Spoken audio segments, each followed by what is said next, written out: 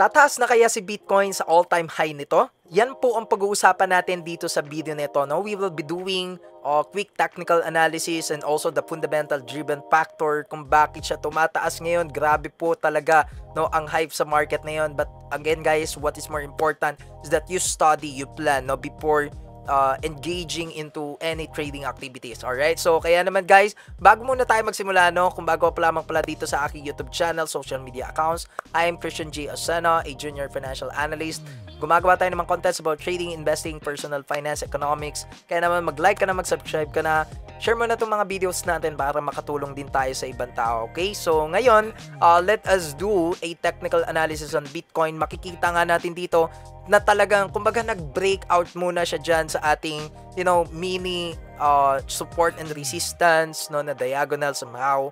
And we are seeing definitely a massive demand, no, a massive buyers at around this level.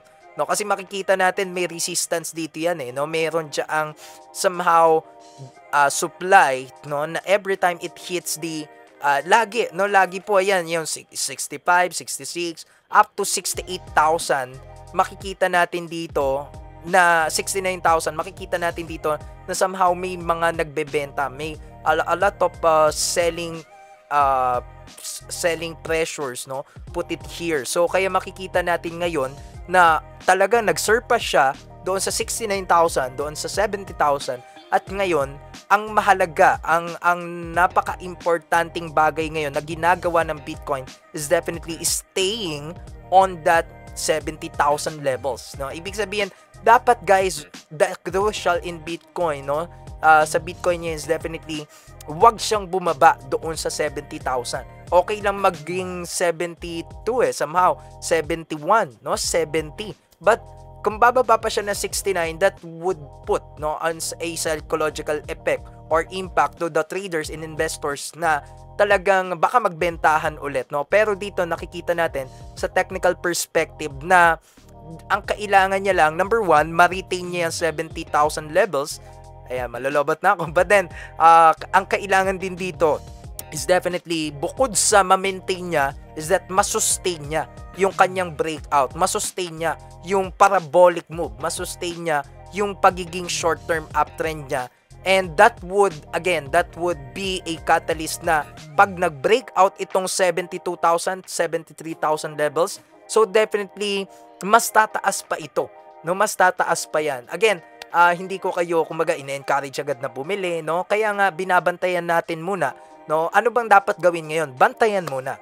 Mag-aral muna tayo. Dahil, kung papasok agad tayo, baka biglang mag-pullback yan, diba? Halimbawa, papasok tayo sa 73,000, 72,000, baka mag-pullback yan bigla ng malaki. So, we cannot tell, diba? But we are sure na nag-aaral tayo, na nagpaplano tayo at naghahanda tayo, no? So, yun yung technical perspective nitong si Bitcoin. Ngayon, fundamental driven perspective is that definitely Bitcoin, it is somehow considered na as one of the safe haven assets, meaning na kahit anong mangyari sa mundo, it is definitely technological advantageous itong Bitcoin. The fundamental driven also, mas maraming pumapasok ngayon sa crypto, mas marami nag-i-invest, and also some of the factors, syempre kapag may uncertainties, no, sa mundo, others, the funds, no, pinuput nila dito sa Bitcoin. And other factors pa, syempre yung mga news, yung mga hype sa market na which are unavoidable, and definitely that drives the market to go up massively, no, because of those stories, because of those fundamental driven factor, whether it is, no, parang high impact news, low impact news, definitely may malaking epekto po yun sa Bitcoin. Yun yung mga kailangan nating bantayan, no. At yung content ko regarding po sa iba pang crypto such as meme coins, shit coins, abangan nyo na lang po sa mga next uploads natin, no. So kaya yun lamang po, no. Sana kumaga nabigyan ko lang naman kayo ng somehow, no, ng overview or kung bakit, ano yung dapat nating abangan, ano yung dapat nating bantayan, no. Syempre, wag kayo mag-entry kaagad, pag-isipan nyo muna, pagplanuhan nyo muna, but again, the opportunity is there, pero kailangan natin na gawin natin yung ating own due diligence, no? So yun lamang po, that's all, that's a wrap. 5 minutes. Follow for more contents like this. Marami pa tayong gagawin na ganito.